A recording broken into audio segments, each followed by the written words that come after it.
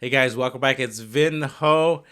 Today we've got an interesting discussion. I'm with Guillaume Rondan of Move to Asia. How are you, Guillaume? Very good, mate. What about you? I'm good, thank you. So you probably heard Donald Trump had the spectacular announcement yesterday at the Capitol in Washington D.C. about the reciprocal tariff. So I'm sure you heard the news. Any initial thoughts or reactions? Yeah, definitely, Vin. So I'm on the Vietnam side. So here, obviously, everyone is talking about this news and then the impact that this can happen for different Asian countries. Just for Vietnam itself, we are talking about 46% in tariff. So considering what Vietnam used to be regarding to the relationship and then the trade duties, it's quite a significant announcement. And then, of course, the impact may be huge. So now we are still in this time where probably the politics they're gonna discuss, but yeah, it's a pretty sensitive news that just happened. Yeah, so if you didn't know, it's still pretty early. It happened about 12 hours ago, about 4 p.m. Eastern time in the U.S. So to recap, Donald Trump announced these reciprocal tariffs on, I don't know how many countries, but quite a few, maybe 12 or 15 countries. And the biggest ones that stood out for me were China and Vietnam. They seemed like they were going to get higher tariffs from 34% for China, I think, and then, as you mentioned, 46% from Vietnam. So that's very big news, devastating news, in fact, because I don't know, there are going to be a lot of problems coming ahead. I still think Donald Trump and a lot of American people don't understand how tariffs work. So let me clear that up really quickly. So a tariff is a tax on imported goods into America. So we have Costco, Target, Best Buy, Walmart, Home Depot, all of these large companies, they outsource, they produce, they procure, and they manufacture a lot of their products, widgets, components abroad. It could be China, Vietnam, or Mexico, Canada, etc. So they manufacture, they procure their products abroad, and then they bring them into the United States. So when it comes to the port on a container ship, it comes to Long Beach, California, near Los Angeles. It comes to New Jersey or here in Florida or other parts or ports in America. So when the ship arrives, then there's a value on the container. It could be, 10,000, 40,000, 80,000, depending on how much value there is in the container. And then now with these tariffs, what happens is the importer has to pay a higher rate for these goods when it enters the United States. Um, so we're going to see that the importer returns and they they actually charge the consumer, the buyers, they pass down these higher fees, and so the American consumers are actually paying more for these goods. So it's not healthy. It's not good for the economy. There's going to be lower demand, et cetera, et cetera. So today we're talking about reciprocal tariffs, meaning that the other countries now are going to be tariff at a higher rate. So that's kind of the latest. Anything you want to add to that, Guillaume? Yeah, I think it's very clear that you emphasize the impact we're going to be pushed to the end consumer, to the end American consumer, right? So basically, they will be willing before to pay a certain price, but now they will have to increase the price for any type of goods that will be imported. And here, for US, we have basically a lot of products that are imported from Asia. It can be from textile to electronics to furniture. So basically, all the major products that common American are usually going and buying from Costco, from Walmart, they may see an inflation in the next upcoming weeks. I think it's also bring uncertainty because those brands were quite comfortable before into buying, for instance, from China or from Vietnam. And now, as soon as those tariffs come in place, they may also, put certain risk into pricing the product. So in the end, it's going to create inflation. What are for you other domino effect that may happen through those tariffs, Vin? Yeah, the one thing that Donald Trump doesn't really understand is he has this maybe 19th century mindset of bringing manufacturing back to the United States. And but what he doesn't understand is the American economy is very interconnected. It's very dynamic. There's lots of supply chains that have moved across borders, and a lot of different teams working out together. outsourcing different products and parts.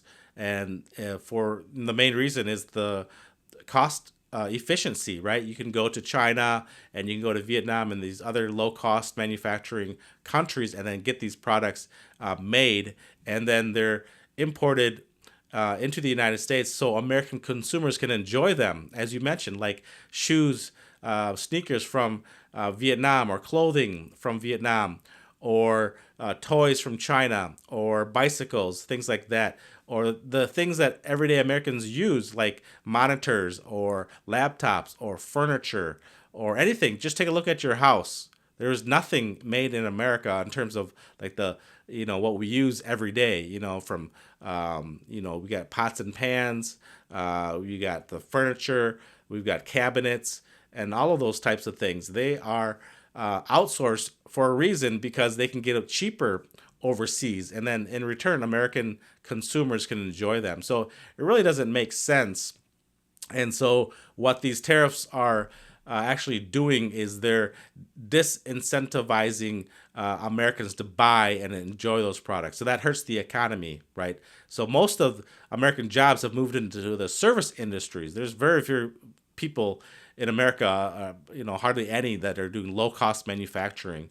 Those are the type of jobs that we don't want in America. We want higher skilled, knowledge based, like AI, computer science, and research, and those types of jobs in America. And then maybe the stuff that we enjoy on a day to day basis, we can outsource.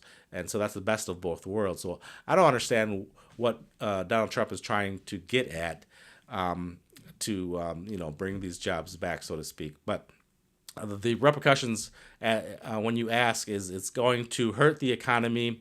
It's going to create less demand.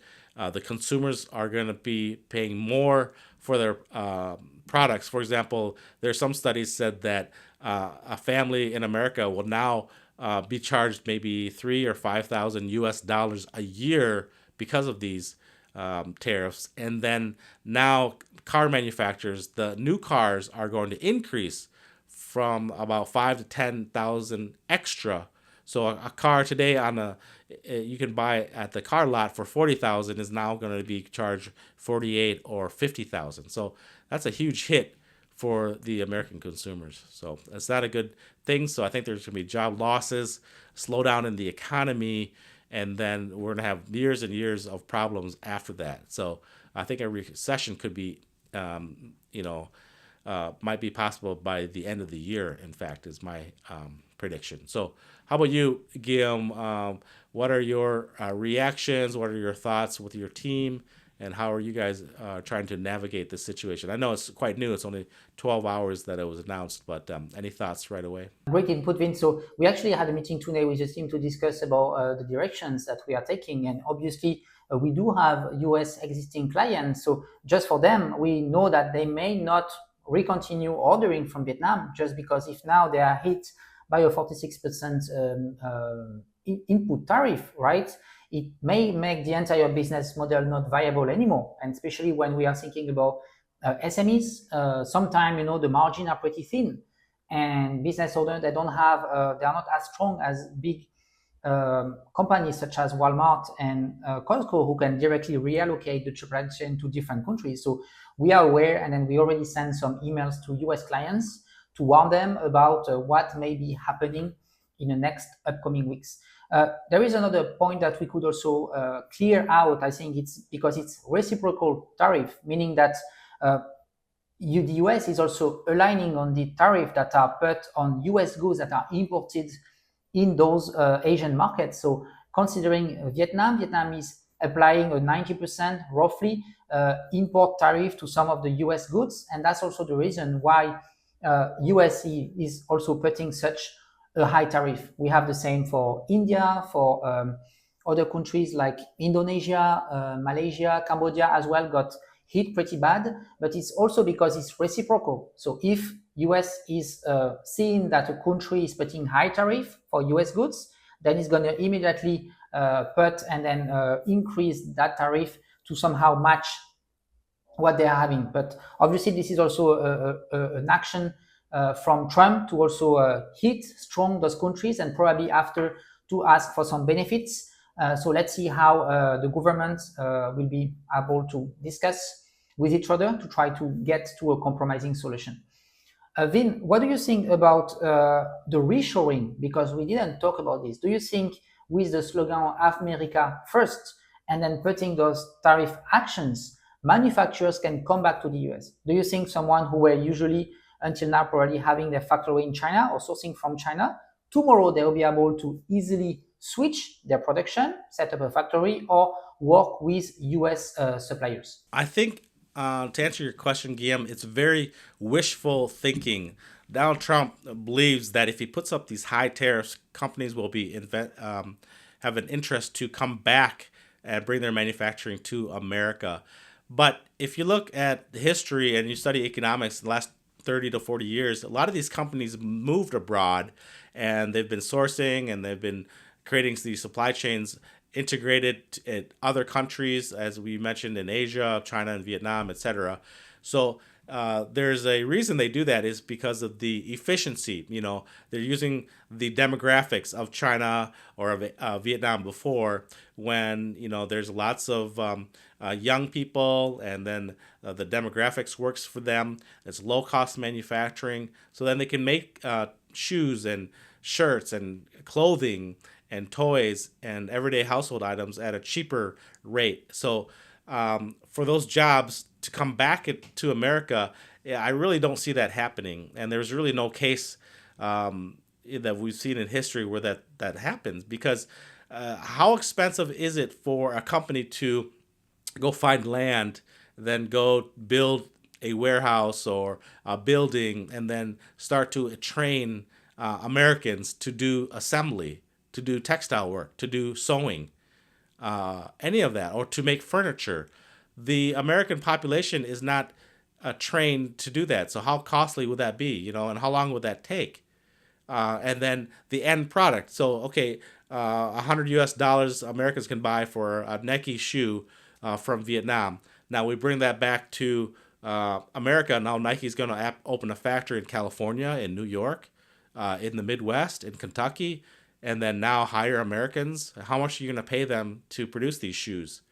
And then now, Americans aren't going to work for less than $100 a day. And then how much now do we have to pay for that labor force? And then with the health insurance and all that, and then now, what is the end cost for that shoe now? $800, $1,000. So that doesn't make sense. As well as America can't make every conceivable product in the world, or the parts. So the parts are still going to have to come from somewhere else.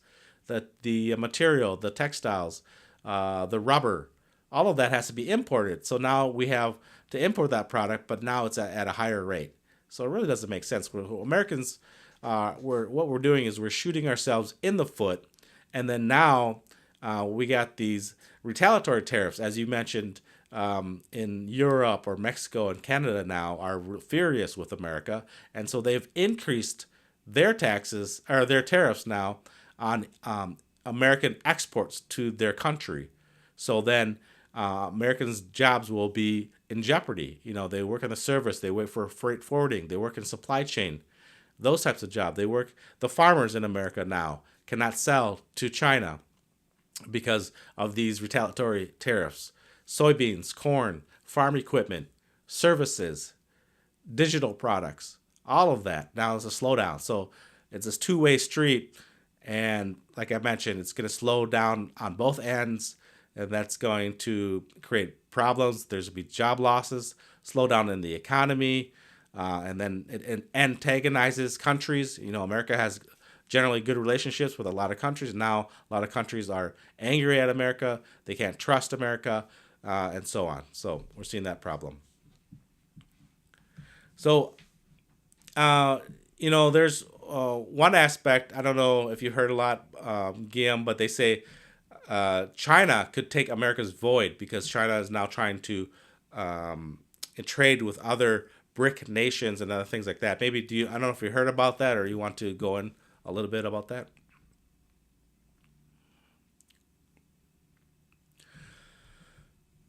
Okay, sure. So now a lot of these countries that used to rely on American kind of relationship, like China, Canada or Mexico or the European Union or other nations, and then in the third world or BRIC countries, now they're saying that America is unreliable, and now they're looking to someone like China. So now China's stepping in the void, is trying to trade more with African nations and Europeans and other countries. So now other these countries are now looking to China kind of to be the world leader. So America is just taking a step back, and it's not looking good either in that way. Okay, so any other thoughts, Guillaume, in terms of the global economy, how it's affecting Europe or maybe France, your home country, or Vietnam, or anything else you want to add to that? So I think European nation has been also put into that list from Trump to also increase tariffs. So I think nor for people living in Vietnam, doing business in Vietnam, or the Europe is going to bring good things and then good relationship or ease of doing trading or import export with the US. So I think right now the situation will be that we'll be waiting for the politics to make a move. I know here today in Vietnam, at least, the key people of the government already have been having an emergency situation, discussing, and then probably there will be discussions back and forth between the US side and then the Vietnam side to try to solve, or at least to go into a common agreement. And let's see how it's going to evolve. I think there is 14 days that Vietnam can take a step and then propose something. Like I said, it doesn't look good, and I know we're just at the beginning of this kind of chapter in terms of the trade war, and started by Donald Trump and America. And I think it's really going to have repercussions not only in America but around the world, because we trade and we do business. There's supply chains across borders, and it's not doesn't look good. I think in America domestically, I think we'll have a slowdown, as I had mentioned, and that's going to affect other countries that trade with us, that do business with us. So I think there's going to be a global slowdown, and maybe even a recession. So, and it's really unfortunate for you, Guillaume, because you've built up your life and your business in Vietnam, spotlighting and highlighting Vietnam's opportunity in manufacturing and trade, and then now you get slapped with a 46% tariff. So that could really slow down, like you mentioned, companies from doing business in Vietnam, or actually looking. There could be, as we said, uncertainty. People are holding back. I was had some projects that are looking to Vietnam and towards the buying and importing product, but now I have to reconsider, because I have to think now. When I bring in that $10,000 container of goods, it's now 15,000, and can I turn around and charge the American people a higher rate, a higher cost, and are they going to buy that? So that's something I have to consider. Yeah, definitely. I think for us, because we are a sourcing agency, then we are really positioning to help and to assist clients to do business with factories. We are obviously at risk because part of the business is doing with the US. But the flip side is also on the factory aspect, meaning that some factories that are too much dependent to the US, so some factories are only aiming to target US market. So they have, for instance, a factory in China, and they will have a sub factory in Vietnam that is dedicated for the US. Then it's going to be a big slap for them. And I also know some furniture factories, they have probably more than 90% of their business that is for the United States. So those companies may be highly at risk. So if you want to also engage into a relationship with those factories as a new entrant, and if you are new to Vietnam manufacturing, you should definitely put a strong emphasis into making sure in terms of due diligence and then vetting the factory. And then our clientele are not only in the US, so we are somehow a bit spread and diversified. But obviously, on the factory level, you should be extra careful who you'll be doing business, because some factories may be in financial difficult situation soon, or even already now. All right. So I know it's still a little bit early, as I had mentioned, and I guess it's a wait and see process from here on out, but it doesn't look good. It's kind of gloomy, and I guess we'll have to pay attention to what happens. So, Guillaume, I really appreciate having you today. Thank you very much. Thank you. It was good discussing with you, Vin.